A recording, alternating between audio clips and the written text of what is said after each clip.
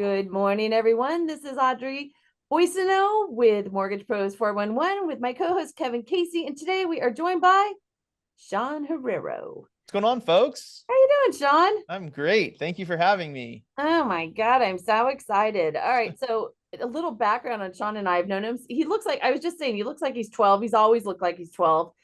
He isn't actually 12. I've known him for 15 plus years. He recruited me to work at a independent mortgage bank back in the day, and he had a zillion ideas that he thought that I should embrace, none of which I did until the last 4.5 years.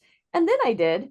So here we are. Sean, so happy to have you with us. I'm stoked to be here. This is fun. And I can't believe it's been 15 years. That's I nuts. know. Oh, what's I up, know. Dirk? My man.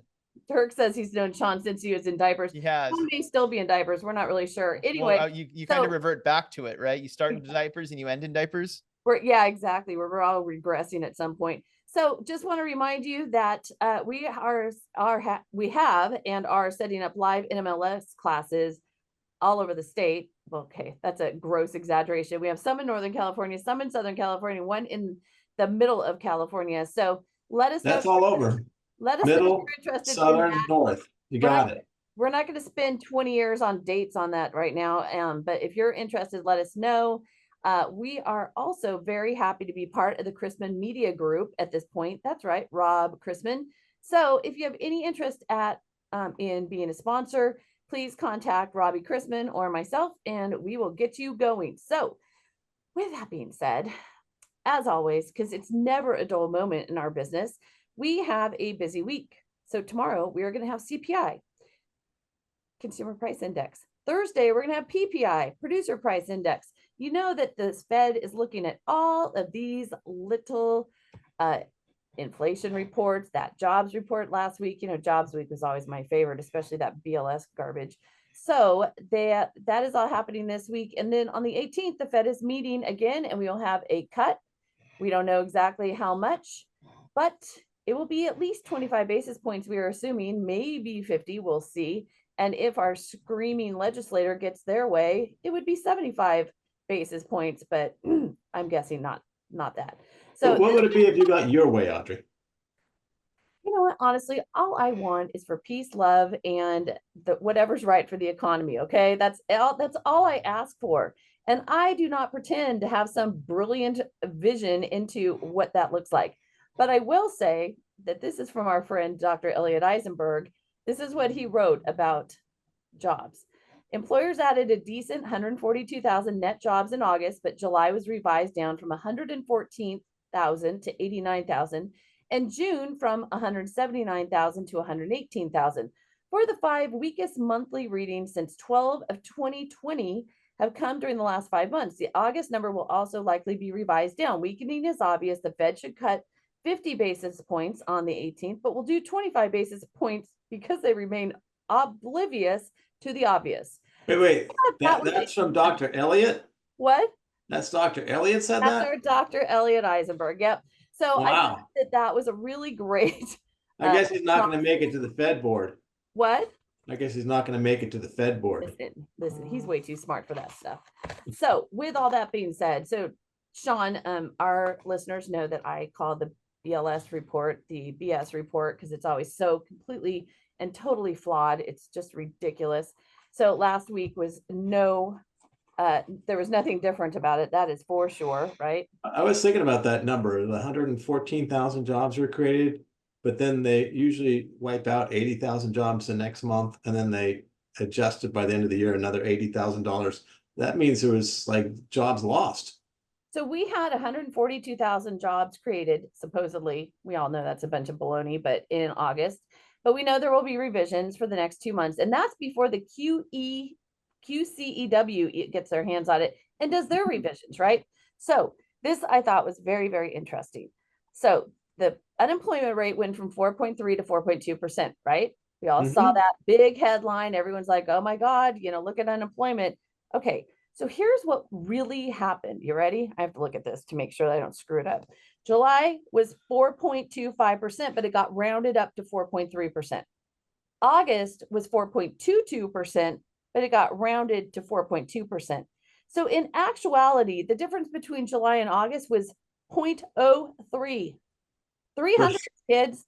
You know, So for a second, I thought you were going to tell me that it was also 2.5%, but they rounded down just because they had rounded up the previous month.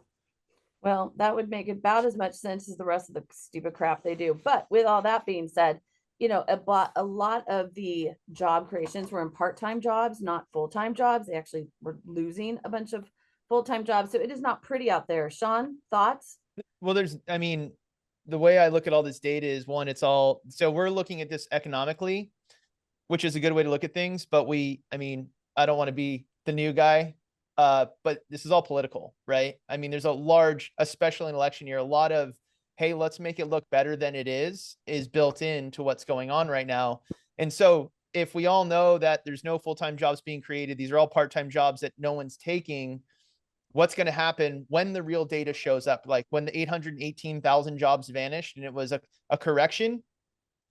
Whoops. We overdid it by Sean a takes million. after me. I think it's all political, yet at the same time, the economists will also, no, it's political. No. Okay, I have been screaming about the jobs report even before I knew anything and way before Sean was probably even born.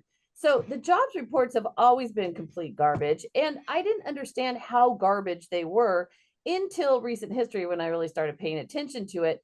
But I don't know that, I mean, first of all, I don't think that any of these jobs numbers are helping anyone, because if you're going to play with the numbers, are you really going to let that QCEW report come out last month where it showed that 818,000 extra jobs were reported? That was after revisions. I always like to remind people of that.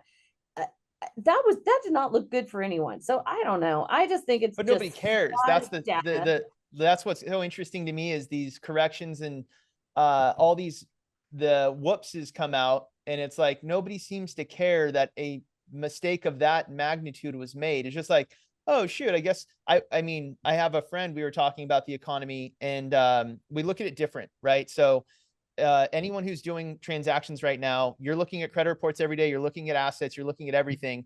I had a client refinance to the exact same rate that they had just so they could pull money out to pay their property taxes because they had no liquidity whatsoever. That is the state of the economy in my eyes. Right. Like nobody I talked to was like, yeah, everything feels great. No. And then I talked to a friend of mine, his father, he goes, you know, small talk at a party. Hey, Sean, how's work? Work's great. It's always great. Like it's you either work hard to get busy or you're working hard because you're busy. It's always the same. He's like, boy, the economy's on fire. And this is as I was closing that transaction. I go, what are you talking about? Right. He's all, well, look at the stock market. I'm all, the stock market's not the economy. But for him, it is, because he owns his estate in a gated community, free and clear. He just retired from his tech job. So in his world, the stock market is the economy, and it is doing great because his personal income is doing great. He is not anyone that I work with. You know, my clients are first-time buyers, typically 45 and under. And so perception's reality. In his eyes, the economy's fantastic. In my eyes, it's trash. And right. I think I'm right. Well, okay. So there are so many things. So first of all, I just want to take a second and back up to let people know a little more about you, because, and typically, okay, read the bio, whatever. But with you, it's a little different. So I met Sean when he was doing business development for, at that point, large independent mortgage bank. He was a recruiter. That's what you were to me. I don't know what else you were. I mean, he took me to nice lunches at the yacht club, and we had a great time, had wonderful discussions, loved him. I think he loved me. It was all good. But at that point, I remember him coming into my office and going, hey, Audrey, you should do this. You should do that. You should do all these things, right? At video. I had no confidence, and I was absolutely 100% not doing any of that shit. Was I? Did I? No, nobody did. No. That's why I do this job now. Exactly. So Sean was trying with a whole bunch of LOs at that point to get them to do all of his great ideas, of which most didn't. So you decided to do what, Sean? So I didn't decide. I got pushed because I went broke trying to teach mortgage advisors to use my ideas. And if they didn't make money, neither did I. Right. And so I said, screw them. This is end of 2017. Screw mortgage advisors. I'm just going to go do it myself. Became a mortgage advisor January of 2017.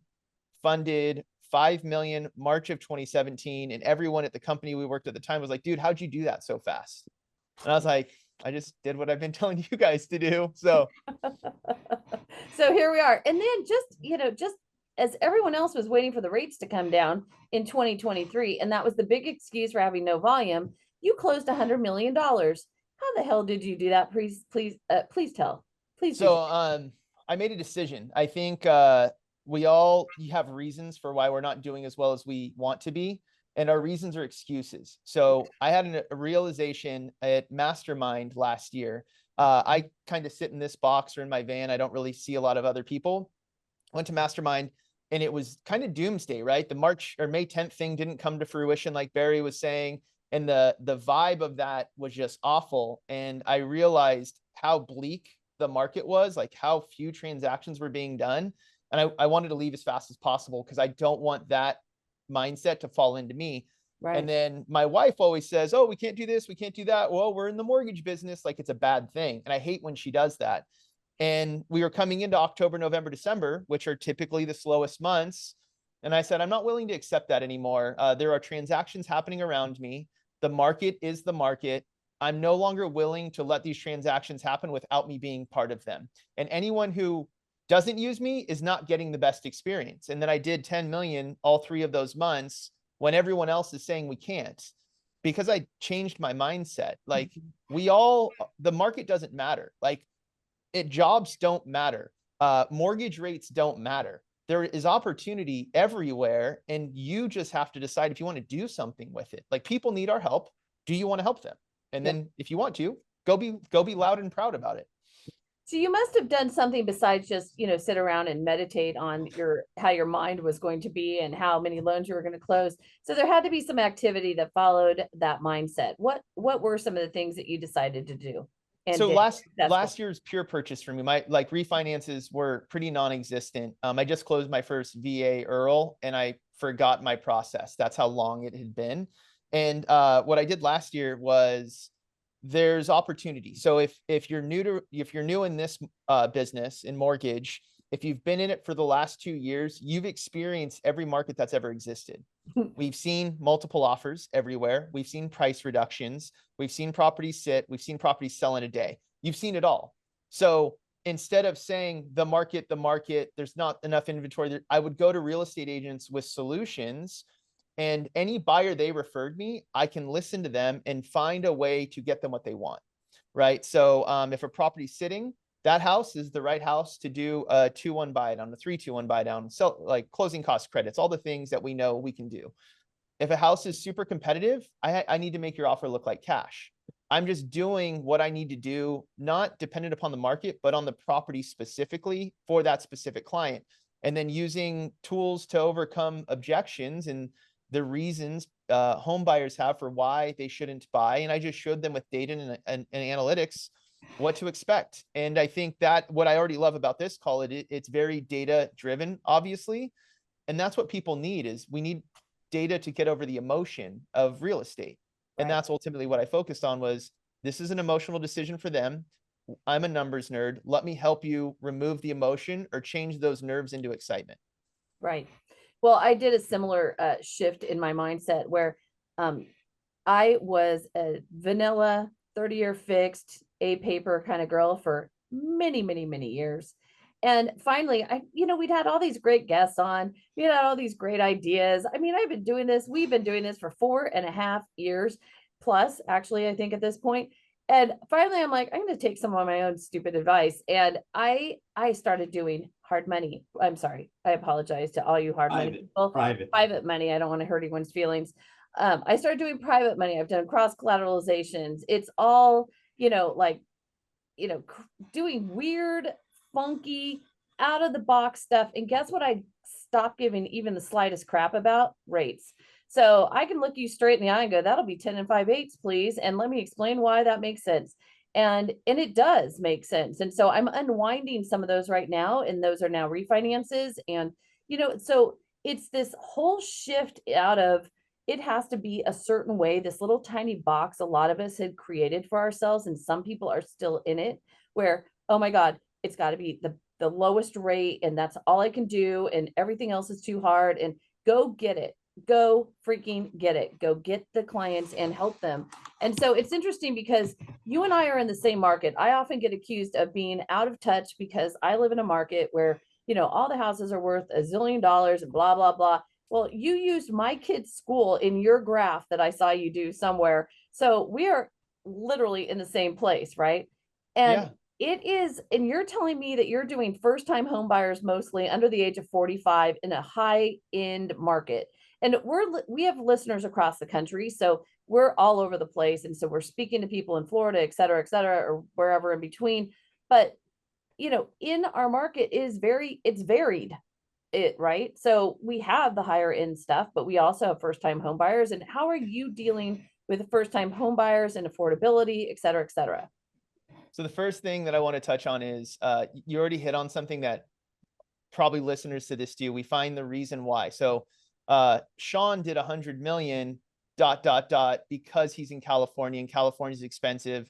So it doesn't count, right? That is the reason people that would listen to this would say, oh, he only did that because of where he's located. And that is not a reason, it's an excuse. My average loan amount's like 600,000. So I really focus on being I love conventional loans, VA, FHA. That's really what I do the most of. And most of my clients are first-time buyers, but we do have high price points. So the thing that's unique about, I'll say, Northern California, the Bay Area, or Silicon Valley, is you have a lot of high income earners who aren't old enough to have saved up these substantial down payments. So a lot of times I'm showing them low down payment solutions, not necessarily down payment assistance, because I don't like the government helping us do things. I think they're not here to save us. So I want to show them how to do it on their own. And so that's a lot of what my business is. But that means I have to make low down payment loans beat cash offers, beat higher down payments. So I'm really focusing on education, right? My whole thing is I want you to make the most confident, educated decisions. And the only way for me to do that is to show, not sell, and show you how to do these things. And listen, if I listen to what people's concerns are, I can either validate their concerns or I can show them how to overcome them. So like interest rates don't matter. Like people be like, oh, I'm going to wait till rates go down. Okay, that's a great idea. What's going to happen when rates go down? Everyone else is going to do the same thing. Prices are going to go even higher. I would rather you buy the house now, assuming this payment is comfortable, right? Probably upper limit of comfort, knowing that for an absolute fact, you're going to refinance in the future, right? Let everyone else drive your home value up when you're refinancing and lowering your monthly payments. And saying that is very salesy, but showing that is totally like, oh my gosh, this is awesome. I can't wait to buy a house now. Right. That's what I do. Everything's education. Right. And that's what we're all about too, is okay, what is in the headline? What are your borrowers seeing out there and hearing? But what's the truth? What is the reality beyond that headline that they probably didn't even dive into, past the first sentence in the first paragraph? So I think it's really interesting. So Fannie Mae came out with their home purchase sentiment index, which increased a few points in August as consumers thought, okay, we're more optimistic about the future of mortgage rates, right? So they're feeling better about mortgage rates coming down, but they're actually feeling worse about buying a house. So, and I think a lot of people, because man, I hear this constantly, and I think probably a lot of us do. Oh, I heard that rates are coming down in September.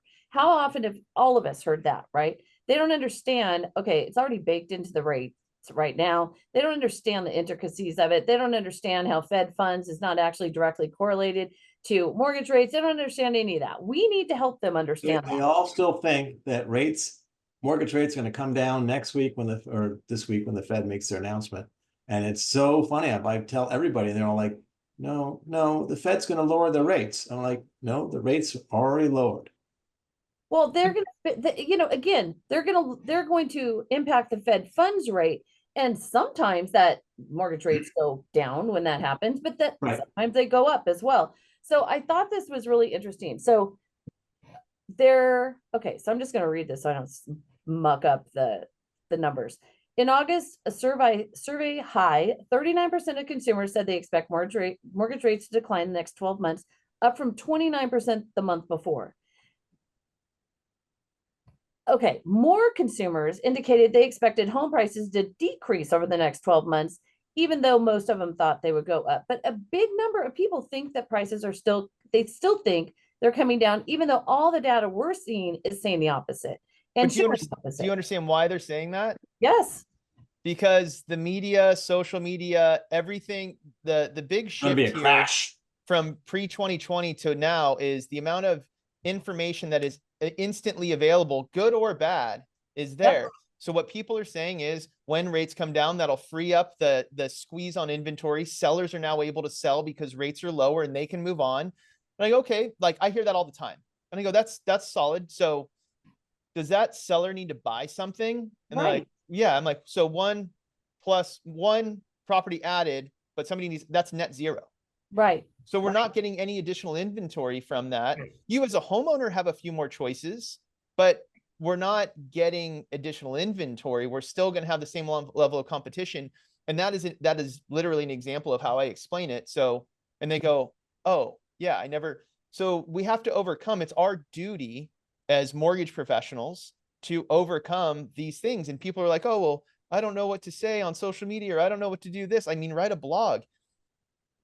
Help show people why these things don't make sense. Yes. Remember when they said when rates come down 1%, home prices would drop by $100,000? Mm-hmm. That didn't even make sense. You're telling me a $200,000 home is going to lose 50% of its value. Right. And then people held on to that because they didn't think it through. They just held on to that little stat.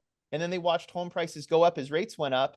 And that's where a lot of the hopelessness comes from. Like in the stats you were just reading, people are just like, I'm never going to get to buy a house. And that's because the other we're allowing everyone to say it. So we had Lawrence Yun in our show say that when interest rates drop by 1%, 5 million more people can buy a house. Well, the problem is interest rates have almost come down that much. And have you gotten 5 million people knocking on your door to buy a house lately?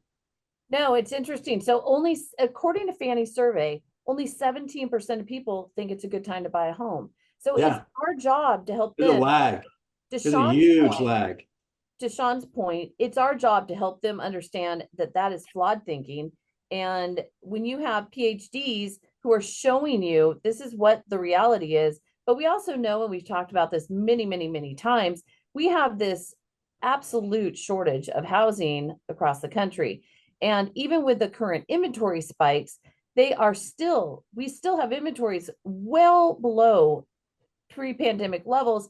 And most of those inventory spikes are in Texas and Florida, which have also had big influxes of population moving to those states. So we still just, again, supply and demand, people. It is simple economics at this point, just simple supply and demand.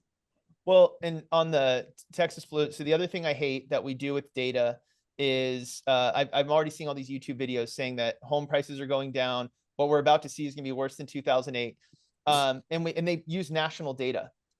National data is pointless. Yep. Like you're not buying a piece. So if you buy a stock, if I buy Tesla stock today, I own a tiny piece of every Tesla in the world, right? So I should care about Tesla as a whole. The total global data should matter to me as a Tesla stock owner. But if I'm buying a house, I'm not buying a piece of every property in the nation. I'm buying this house in this neighborhood, in this city, in this county, in this state. I don't care what's going on anywhere other than that micro market. And that's what I show people to look at. I don't care what national home data is. I care about this specific area that you want to buy in and why you want to buy there. Yeah. And it definitely micro neighborhoods. Like if you buy a larger home in a neighborhood that doesn't have a lot of large homes, your house's value is going to swing up and down a lot. Versus if you buy a house, a larger home in a neighborhood where there's lots of similar homes, that tends to stay stable. Just little things like that people aren't aware of, and how to take advantage of those stats and how to avoid hidden flaws in those stats. But I think there is some value in those national statistics, like Fannie Mae and Pulsenomics home price expectation survey, where you can see what the expectation is for the trends, where they're pulling the experts in the industry and seeing, okay, what do you think is going to happen? So you at least have some sense of what is happening in the market. And, I have a relative who I've been in an argument with for a year over the fact that, the properties in his neighborhood went down in price and now they've gone back up. But, in his mind, he's got this whole thought process around what that was. and it's completely flawed, but he can't see it because he doesn't understand how the, bigger picture works.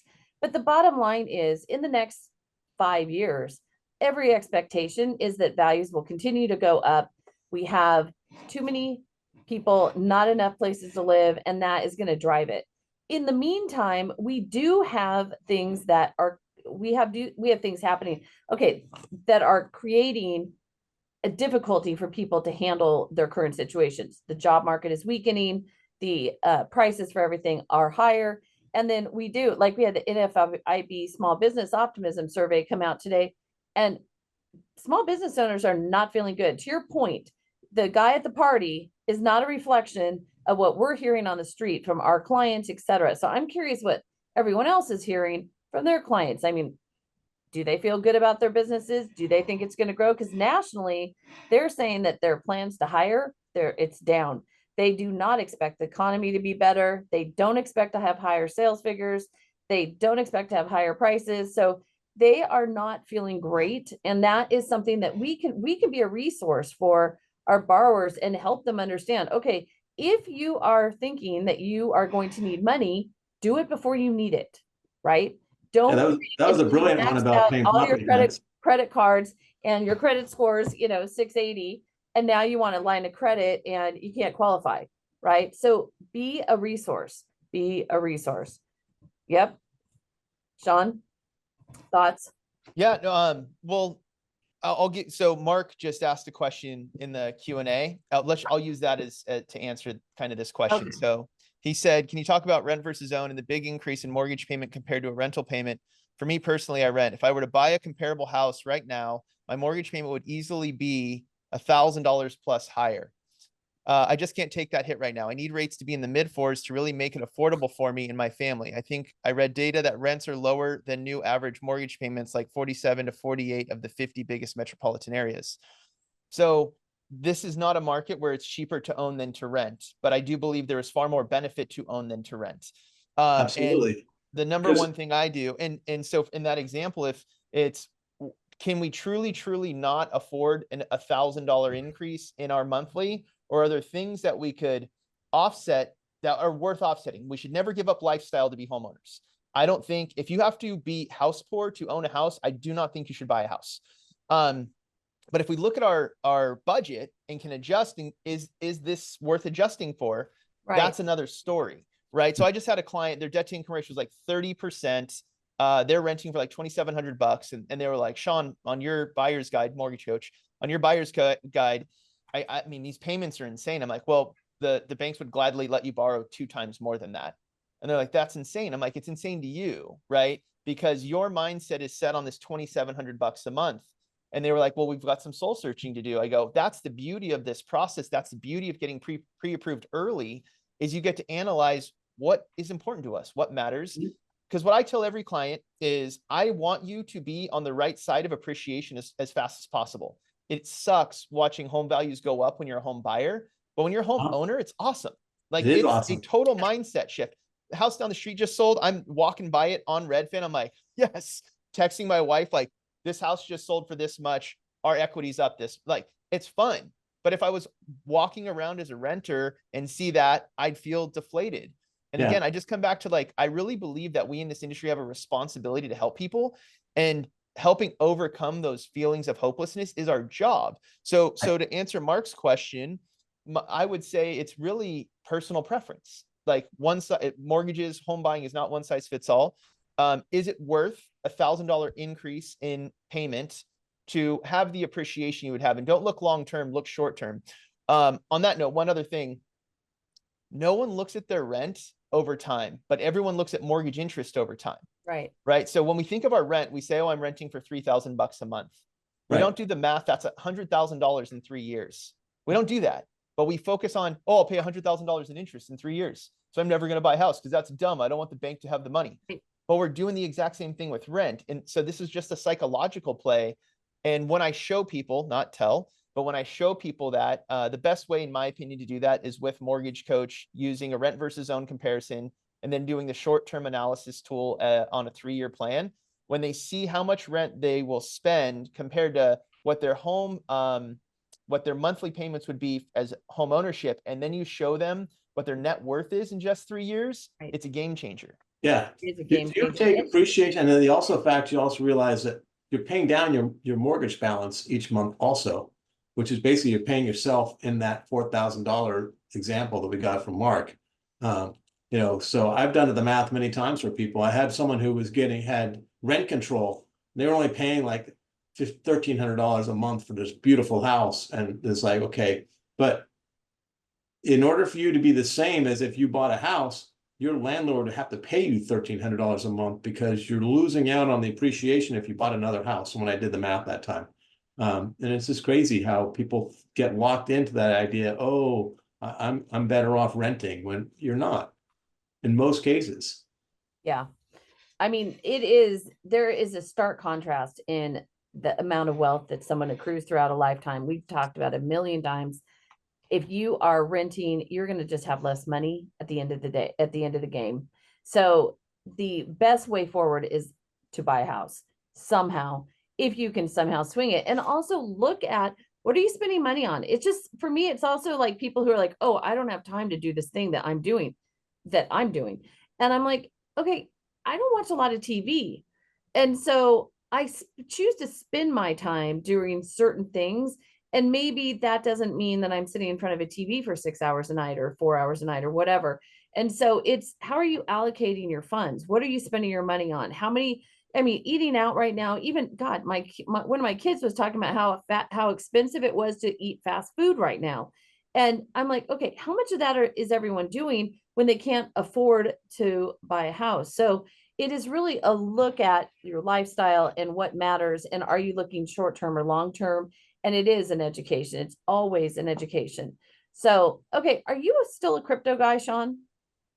I never got super heavy into crypto. I just figured out how to use it for mortgage way back when it first, what was that, 2017, I think. I do some Bitcoin and Ethereum, but I don't focus on anything else. So we're going to have the FBI on our show next month, but I read this article that Americans were duped out of more than $5.6 billion last year through fraud involving crypto. And I was just wondering, do you have any idea how to avoid all that?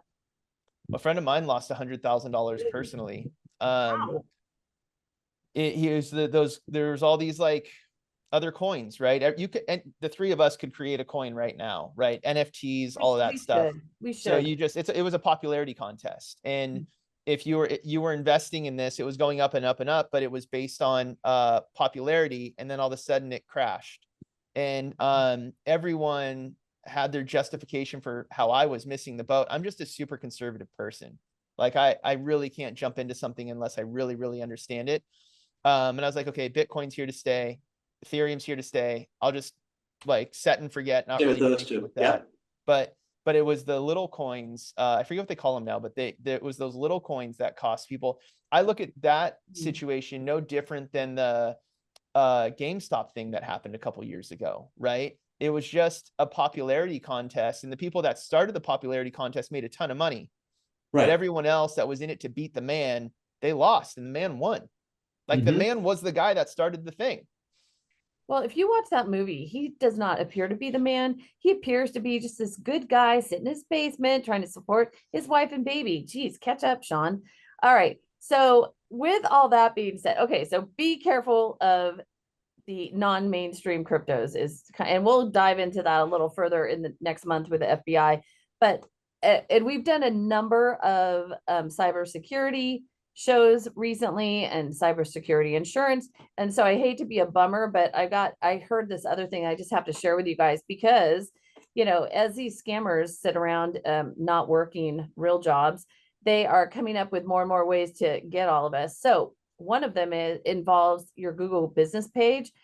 Be aware if anybody calls you for anything, just be very suspect. Do not give anyone any information, for God's sake. The other thing they're doing is they're using like Teams meeting requests, that kind of thing.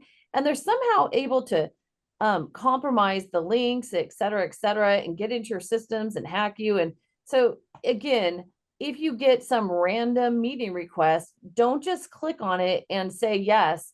Make sure you know what on earth you're clicking on. Okay. Anything to add to that, Mr. Herrero?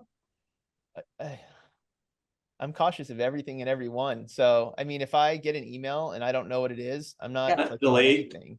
Yeah. Right. I'm not Same clicking thing. on If I get that. a phone call, like I just say hello. I don't say anything, just hello. And then, or sometimes I just answer it and don't say anything and see what happens. If you can start hearing clicking and stuff of a call group behind the scene, that just delete, gone. But I've known smart people still get caught by these guys. Yes, happens. It really Yeah, does. no. And then the other thing too about this leading thing about that stat about how Bitcoin's involved in a lot of fraud. Well, of course they use Bitcoin to get paid. Like if they, you know, hold your ransom, that's the way to get paid is you just, okay, now send me your Bitcoin and it's gone.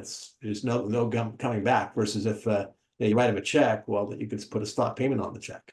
Well, and that's where it all, I mean, that's what's so interesting about Bitcoin. It was created for the black market. And then I do like decentralized currency, but we got to remember where things start, you know? So Right. I think that's important. Okay, I just thought this little tip I thought I'd share with everyone. Just a reminder, because I forget this, that if you have a conventional loan with a borrower with a FICO score below 620, that you can do a blended FICO program with Fannie to come, to get a FICO that actually works for the transaction. So you have to get DU approval, et cetera. But if your co-borrower has a higher credit score than your borrower, that may work for you. So just give it just keep that. There's also some non-QM lenders that will use the higher person scores. And HELOCs too. There's a HELOC lender who does that. So just be aware of that. I just thought it was a good reminder because I forgot. So, okay. So we have noticed, well, I have noticed no difference in the market after the NAR settlement went into effect August 17th. We had a lender on last week where they attested that across the country, they had literally no files that had a seller who wasn't paying somehow for the buyer's agent's commission. Have you seen anything different than that? What are you seeing out there, Sean? No, we've done 17 contracts since that Saturday. Every single one of them, the seller's paying, but we told our customers and our real estate partners that you'll never pay out of pocket. It's always been built into the price. Realtors were never free to you, and I think that's the shift here is that everything's exactly as it always was, but with one additional layer of transparency, and that is that realtors were never free. It's always been built into the price. Right, exactly. And by the way, you always had a choice. So speaking of which, our little friend Stitzer of the Stitzer Burnett class action lawsuit, which was the catalyst for all this garbage, he has a new company. And so it was really interesting when I was reading this because we had spoken to Dave Stevens a number of times, who actually testified at the trial and gave us some insight into what really happened there and how that all really shook down, which was really frustrating. But the plaintiff in this case, Josh Stitzer and his wife, who always had a choice whether or not they were pissed when they listed their house in wherever it was, Missouri, Kansas City, somewhere like that. And they had to pay a realtor 3%. I'm like, okay, no, you didn't. You could have done it for sale by owner. You were not forced into signing a contract with the realtor. That was not required. Okay, but whatever. So now this guy who has turned the entire industry upside down has a new company. Have you heard about this, Sean? I have not. I have not either. God, this is it's right up there with BLS for me.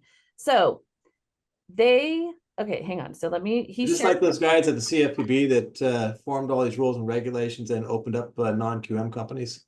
So he was upset about his 3%, and probably his house was worth $200,000. So whatever, he's upset about paying 3%. So he shared his frustration with his neighbor, who just happened to be an attorney who is familiar with this subject matter. So they come up with this whole class action lawsuit. They got a verdict. Okay. So now he has teamed up with Bruce Galen and Neil Batra to found a startup called Landian. It's to help homeowners benefit from the rule change that resulted from the lawsuit by offering a flat fee real estate agent on demand. The name Landian blends the word land and guardian. I'm like, okay, how stupid is that? But that's just my opinion, whatever. Okay, so this is how it is.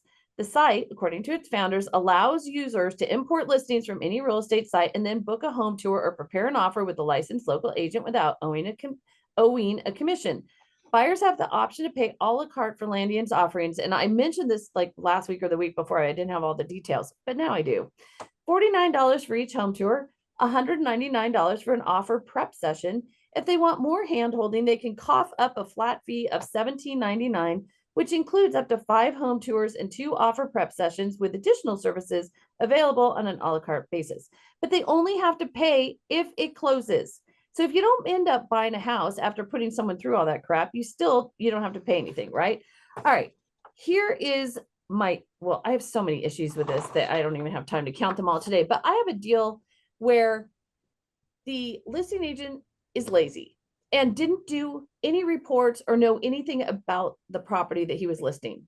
The buyer's agent, God bless him, actually helped the buyer figure out what reports they needed. And they found out that there's like $100,000 in foundation work that needs to be done. Okay, how do we deal with that? I mean, how do we negotiate that? Okay, how do you figure that on an a la carte menu? I mean, are those realtors who are willing to show a property for $49 and don't even want to get paid or care? I mean, they don't have no relationship with the client whatsoever. Are they going to have the professionalism, the knowledge, the negotiation ability? Do they understand reports? Do they even understand? You know what I mean? So talk about capitalizing on something that you created. I mean, he creates this mess and then he has a company, and I think he has a marketing background. So I'm just curious when this brilliant idea for setting up this new company popped into his little head. Was it before or after he decided to have a class action lawsuit? But that's just me. Anyone? I mean, you could have created that business without it. Like, all that takes is some good marketing, and you could have pointed it out without the lawsuit. Well, but then you don't have all the however many bazillions of dollars that he got from the lawsuit. I don't know. He didn't get any, like, he didn't make money on that. Once it became class action, they got nothing. It was the actual attorneys who made all the money. Well, I know that, but they did get something. And not much. I forget the number. It was a ridiculously low number. Yeah, his neighbor made a lot. Well, right. The attorneys always win, right? Yeah. Yeah, the attorneys always going in class actions. Whenever you get those ones, okay, I'll got this thing coming. And it's like, I had one where like they were going after my mortgage company for the fees that they were charging. And, I had paid like, every time I used ACH, they were charging me $10 or something like that. And so I looked at it and like I was doing this every month. And, so I paid like, a few $100 in fees. I got $12 back. I was like, how's that supposed to work out for everybody? Okay, I get it. I hear you. I still think that, I mean, and I'm not prone to be bent towards conspiracy things, but this is a little suspicious to me. So whatever the deal is, here's this new startup, and this is supposedly our new way of doing business. And I can't wait. I want to know, is the E&O insurance included for these people? Do they have to pay that extra? How many deals can I don't think he forgot to include that in the calculations. Who's supervising these people? Are they licensed? Are they, like? But Audrey, like, think of all of these companies that have come out to try and replace the real estate agent. Right. They've all gone away, right? Yep. So with his 100%. Ridiculously low fees that he's charging, I don't see how that's a sustainable, viable business long term. So you just watch for if there's articles talking about it coming out, there will be articles talking about it going away, right? When it goes out of business. But I like that these changes happened, because and the borrowers who are harmed in the meantime. That's all. And the sellers. No borrower. But that's the thing. No borrowers are being harmed by these changes in any way. No, not the changes. But yes, if you are trying to get a professional service and you think that finding the person who has the lowest price or no price is the best idea, that harms you. If you are on trial for murder and you choose your attorney because he's the cheapest, he may be crappy and he may be on the verge of losing his, being kicked out of the bar, but whatever, he's the cheapest. Is that a smart way to go? No. Can you be harmed? Yes. Can you be harmed as a buyer? Yes, you can. It's perception of value and risk, right? Totally. So me saving money on my home purchase is a very different perception of risk than me going to jail for a murder I did not commit. I'm going to spend a lot more money to ensure that I don't go to jail. But what I'm seeing is what real estate industry is going through right now is transparency, the same thing that we all went through in that I'm fine 2010. with. Yes. And so I think that if a buyer was looking for a discount broker, they were already finding them anyways, right? So nothing's changed through this whole thing, which is to me, that's the funny part. That's The a only joke, thing that's exactly. changed is there's one additional layer of transparency, and that is that a buyer agent was never free. Everyone has always said, oh, don't worry, the seller pays me. Oh, don't worry, I'm free to you. Those are never true statements. Yes, that is, The you're correct. commission was always built into the price. Yep. And now we know that, and we see it transparently, and that's a good change. Yes. And everyone's okay with it now. If that means that if I'm going to pay 2.5%, 3% more, I want to make sure the person representing me for that amount of money, let's just assume that price stays the commodity. Right. Why should I choose you? Right. I'm not using friends and family anymore. I'm going to choose the absolute best person I can if that price remains a commodity price. Yes. Yes, exactly. I agree with you 100%. And I was talking to a realtor. He said, I don't even understand this whole conversation. I always had buyer agreements with my buyers. Always, always, always. And then people got away from that. And I think that it's not just on the real estate side, on the mortgage side. People don't like to talk about money with their clients. And it's literally the most important thing is you're really clear up front. You go through the, LEs with them and the CDs and make sure they understand what they're paying for, who they're paying it to, and just be upfront and honest about it. And again, we went through this. I saw a post on LinkedIn where somebody who's very prominent in our business was like, well, loan officers should not be comparing this to the, when we went through LO comp, et cetera, and they're not being empathetic and they're not, and I'm like, oh my God, that's such a bunch of hooey. I just thought it was a bunch of hooey personally. I'm like, it is very similar because we had to go through something, a very similar shift. And now our fees are higher. It might, 100%. Like everything went up since then, right? So this is never going to be good for the buyer, except for, to your point, I think the transparency is great. I think weeding out the realtors who shouldn't be here, just like we need to weed out the loan officers who shouldn't be here, all good. I'm good with all of that. All the hoopla has been overstated and overblown by a mile. And so I just think, but I'm at this whole concept. Buyers will be harmed. Sellers will probably be harmed too. I'll tell you where the one I heard. So I've talked to hundreds of real estate agents about this now because I've been doing trainings on it since February.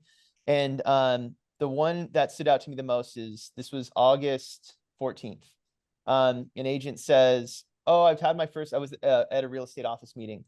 An agent goes, oh, I had my first client sign it. It was no big deal. They signed it. And they just said they only want to see homes where the seller is going to pay me.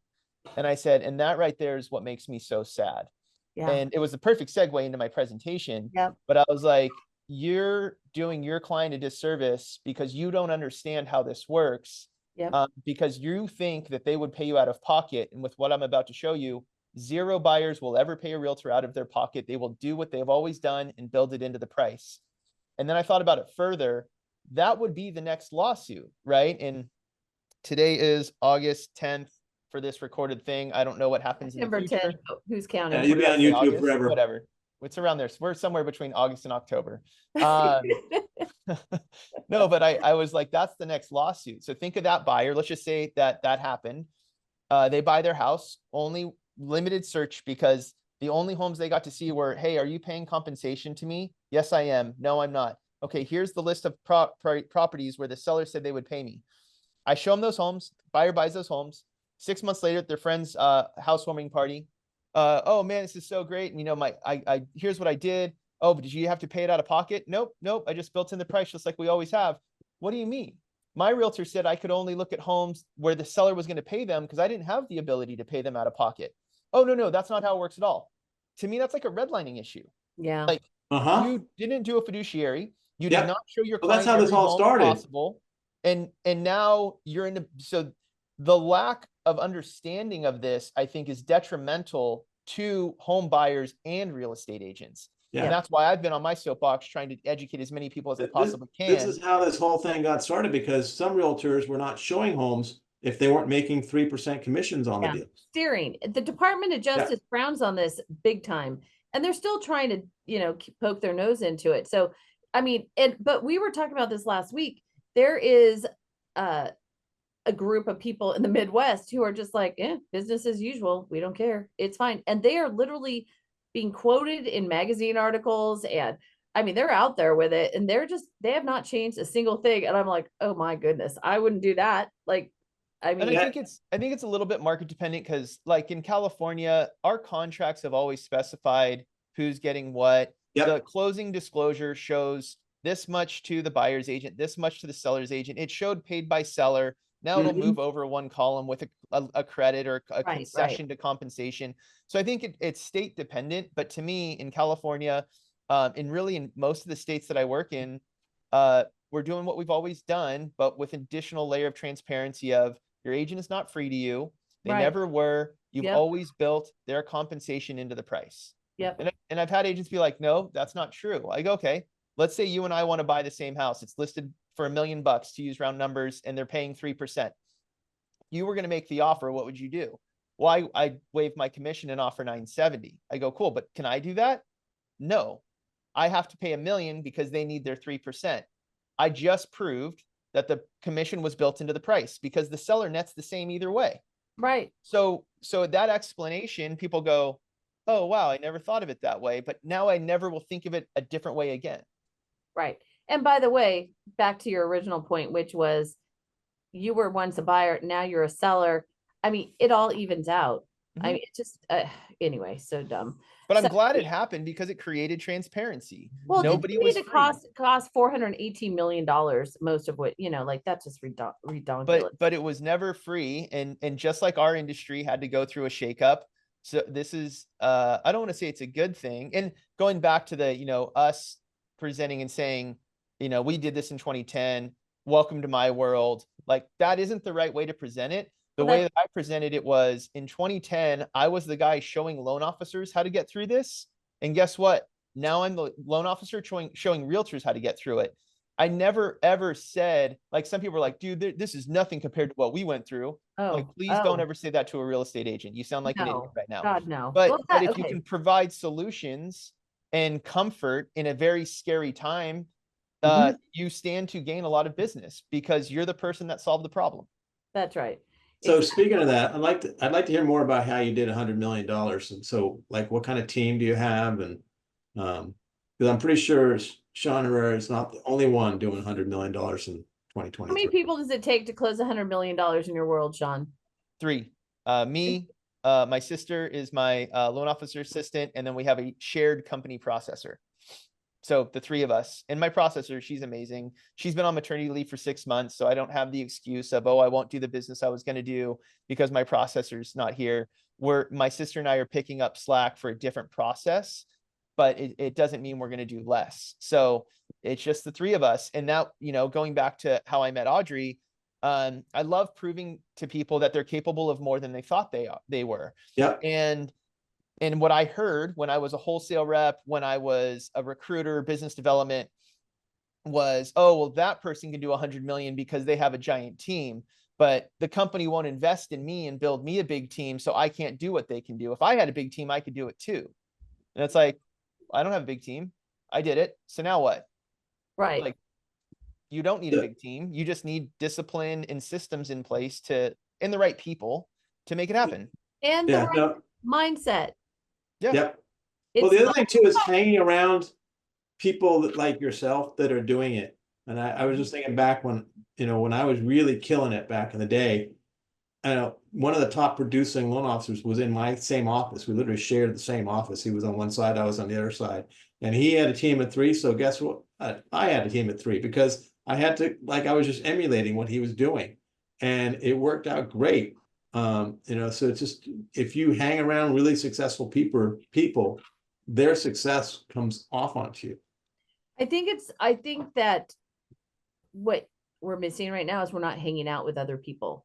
That's part of it. You're not really seeing the examples. What is working for someone? You can, maybe you hear about it here and there, but you're not really living it and breathing it. You're not in the same space. You're not sharing energy with people. And that makes a difference. And so, Sean, for you can sit in your van or a box or, a cubicle or somewhere on the moon, and it doesn't really matter for you. Right. But for a lot of other people, they need that energy, but they're too afraid, or they don't want to like push themselves to get out of their little environment and go out in the world again.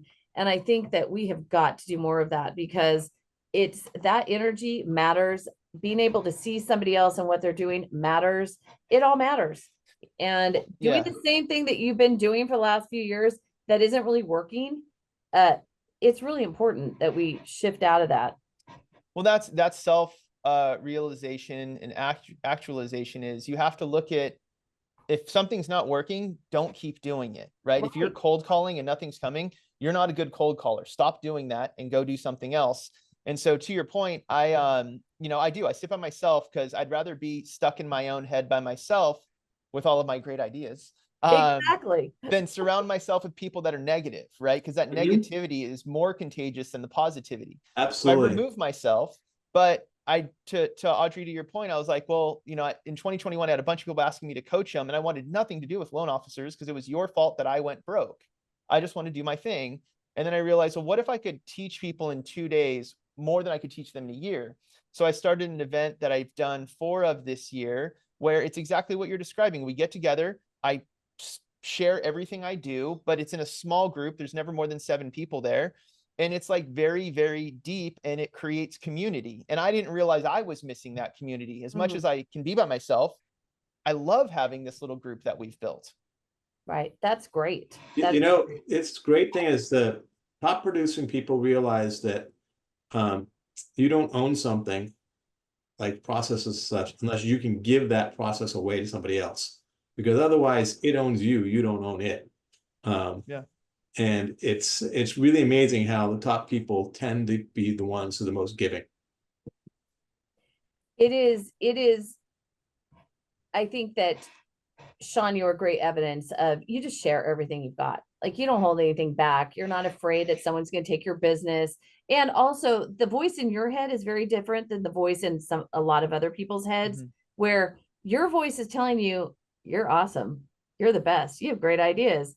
And some of us have a voice that we need to drown out with your voice. And so it's good to, and me, okay, tell me, I'm seeing your face. Tell me so we all have that everybody has the negative voice. I've just realized how to separate that from being my voice to a voice. There's an archery, I love shooting bows. There's an archery coach named Joel Turner. And I went to a class with him, and he has this saying that thoughts are not thinking. And I think of that all the time now, because a thought happens automatically. They're just, but to speak, you have to think about what you want to say. Right. So when you have those thoughts, you have to press pause, think about the thought, and then you can decide if it's true or not. Right. And I just choose, one, I like proving people wrong. And that's like one of my favorite things to do. So, hey, guess what, loan officer, you can do 100 million as well with just a small team, just like I did.